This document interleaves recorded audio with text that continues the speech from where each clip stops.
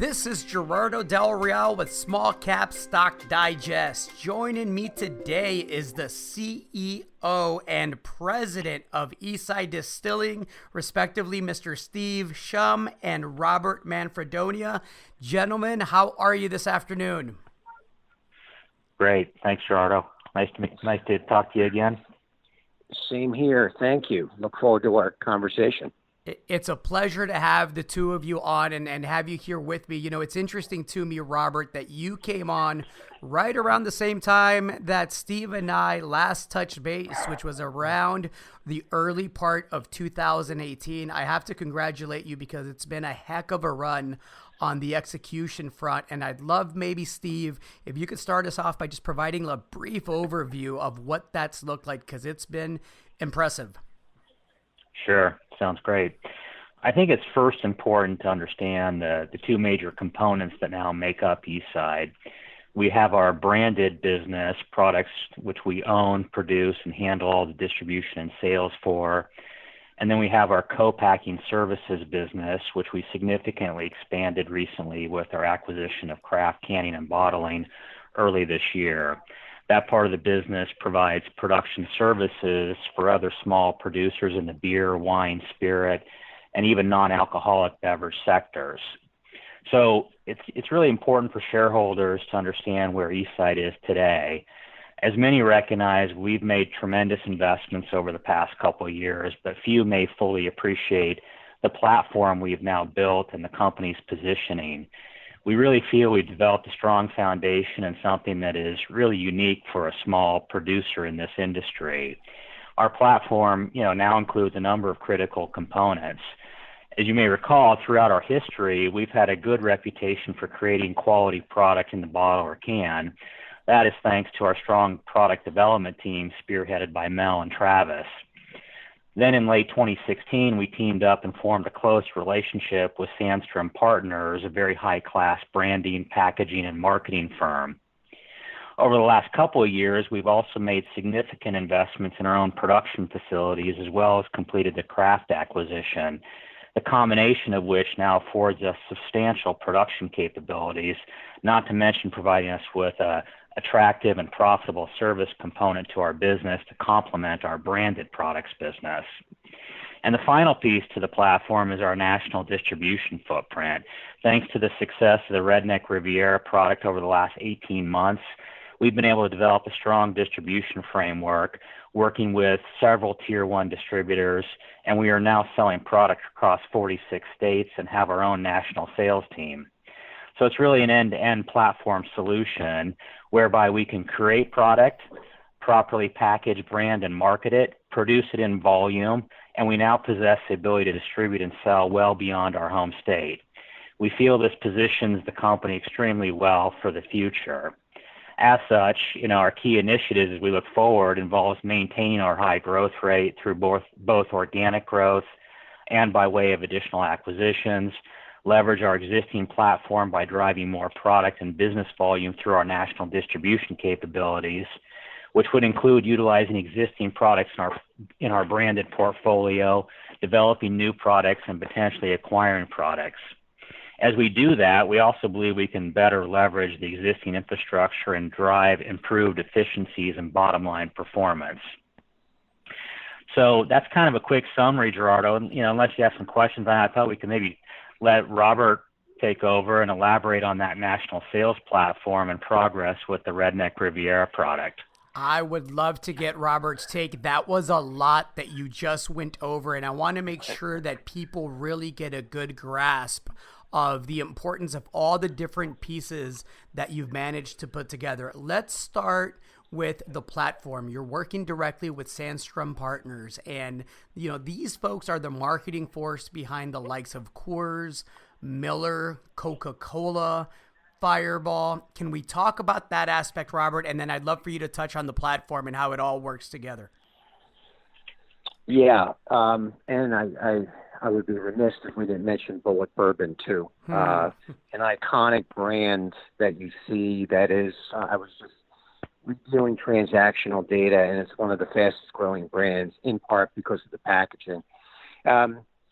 When you have sort of a a high-level brand identity company such as Sandstrom, it affords you the opportunity to have compelling transformational packaging that we've been able to create. And we're able to sell that also with the corporate national accounts as part of sort of the brand in its totality of what it's all about. So we mention that quite frequently on not just the brand, but brand extensions, and then other items that we are creating right now that Sandstrom will be the driving force with the brand identity part of it. So that's really a crucial part that usually smaller operators don't have access to those type of companies.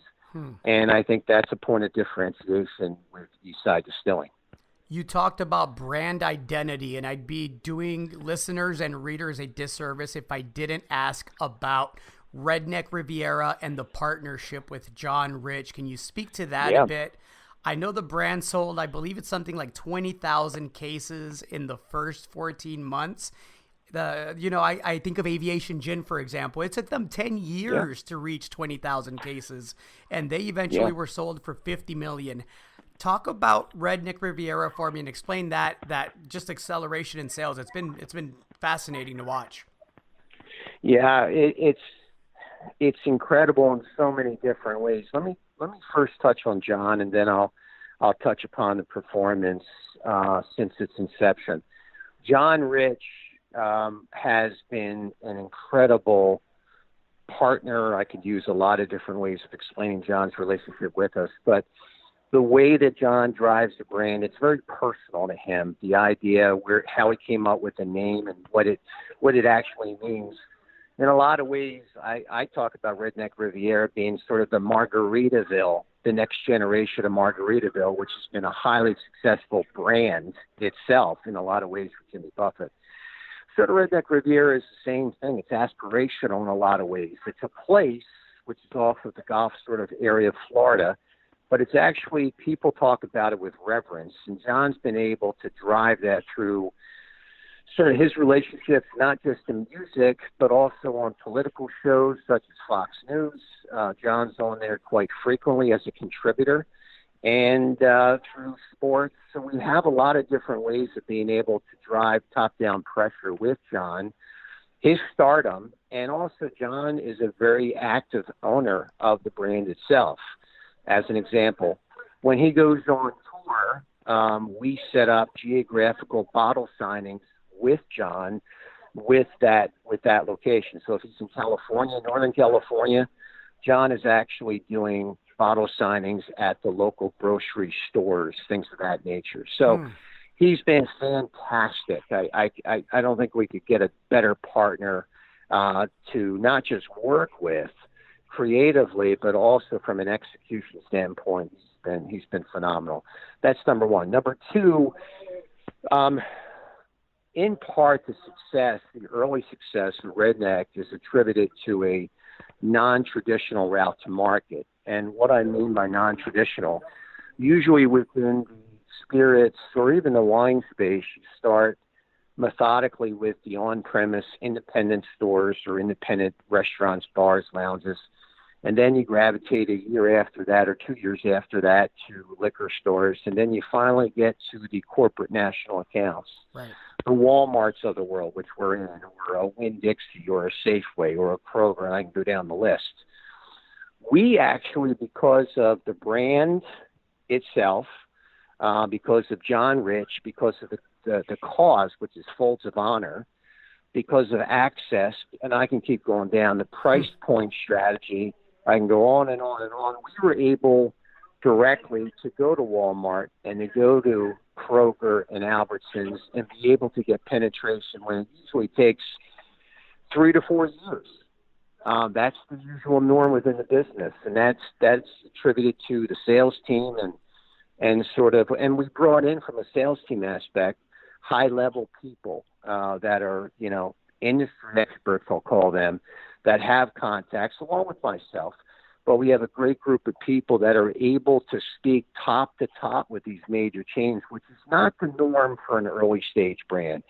All that stuff wrapped together in part has been the success of Redneck Riviera. Impressive. And when you say you're in Walmart, I believe you're in over 1,200 Walmarts, right? We're not talking about a local distribution deal with a local Walmart retailer. We're talking about a national push of over 1,200 stores. Is that accurate? That is correct. So let me break it down for you. It's a great question. They kind of categorize it different ways. So you have a mandatory, which means that you have to be on the shelf, and then you have optionals. So with our 750 package, we are mandatory to be on your local Walmart shelf. 175 is a larger size. We call them the handles. Those are optionals. And right now, we're working on another project with Walmart, a special package, which again, very few small producers ever are talking about special packages for Walmart, and we're working with them right now on that. So a lot of exciting things on the short-term horizon with Walmart.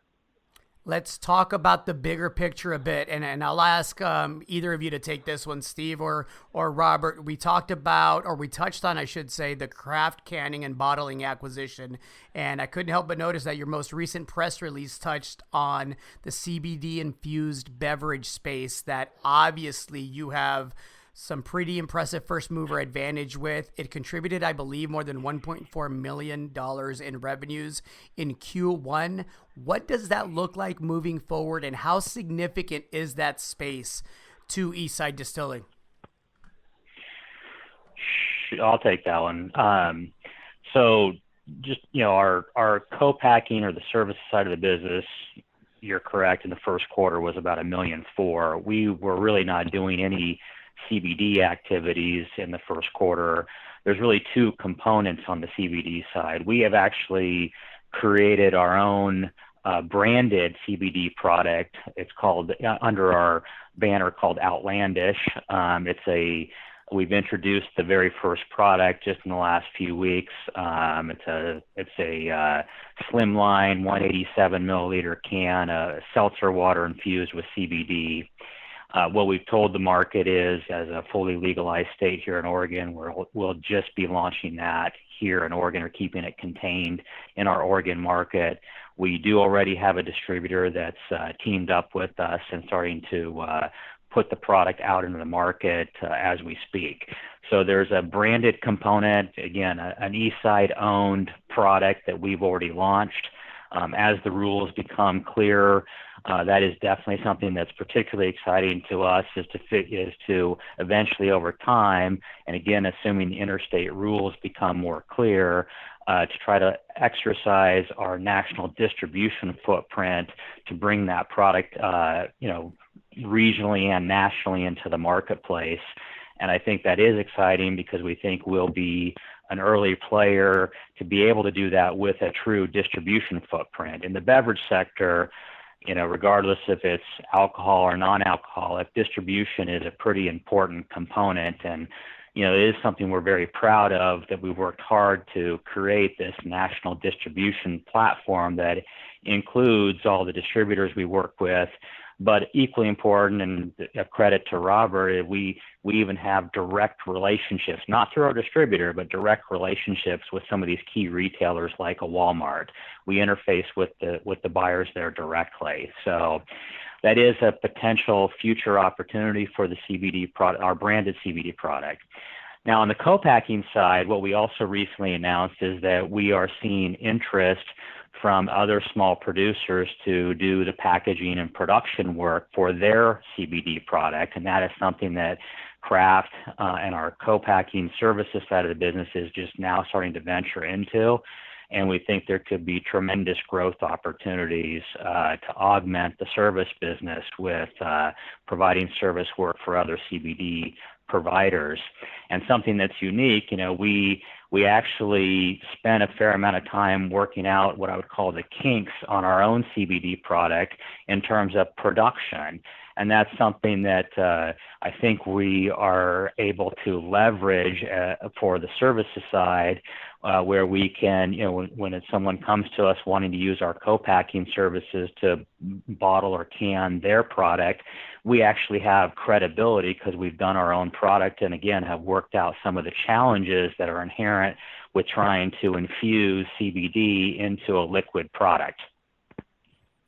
So the other part of your question, just as a side note, the services business seasonally has its weakest quarter in the first quarter. Right. Seasonally, they are very busy in the second and third quarters.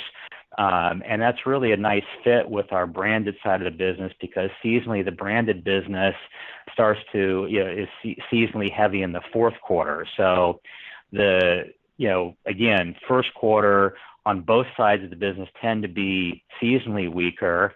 The second quarter really starts to accelerate for the services side in the second and third quarter, and the branded side is seasonally particularly strong in the fourth quarter, what we call October, November, December, OND, for the branded business. Good stuff. We talked Redneck Riviera whiskey. We talked CBD infused beverages and the future there. The acquisition of Big Bottom Distilling, I think we have to touch on that, because obviously that brought with it a number of award-winning gins, whiskeys, brandies, rums, and vodkas. Can we speak to that a bit? Sure. Big Bottom was a small local producer. We have been selling their products through our distribution, mostly here in the state of Oregon. It is some of their products within their product line are opportunities we see to be able to, again, leverage the national distribution. So if you really step back and think about, as Robert was pointing out, it was really thanks to the tremendous early success with the Redneck Riviera product that has afforded us a very unique opportunity to have built this national distribution key relationships with key distributors and retailers, around the country, basically.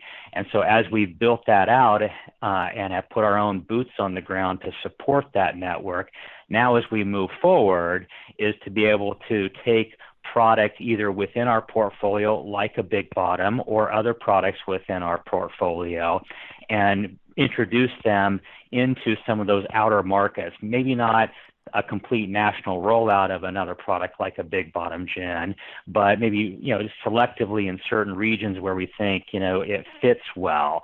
But again, that's the opportunity as we move forward from here, is to be able to leverage that distribution part of the platform. Well, the last time I checked, Eastside is the only publicly traded craft distillery in the United States. You obviously trade on the NASDAQ under the ticker symbol EAST. Gentlemen, I want to thank you for your time today. I also want to give each of you an opportunity. If there's anything else that you'd like to add, please do so. It's been a fascinating conversation. Well, I'll start. Thank you again for the opportunity. And Steve mentioned it a few times, and I kind of alluded to it with the national platform. I like to say externally and even internally, a lot of the hard work of building the network, the Tier 1 network, and building the initial product in with Redneck Riviera was the hard work, so to speak. Now we have this model where we're ready to lay in additional brands, and then you have efficiencies, and we can scale up from there. So, as we move forward, we couldn't be more excited about what we can do and what our capabilities are. So, thank you again for the time. Thank you. Thank you. Steve? No, I concur with everything Robert said. No reason to reiterate it. We really appreciate the opportunity to speak to you, and look forward to doing it again soon. Well, many of my weekends, thank you for the work you gentlemen have put in, and look forward to many more. Sounds great. Thanks, Robert. Thanks again. Thanks, guys. Bye-bye.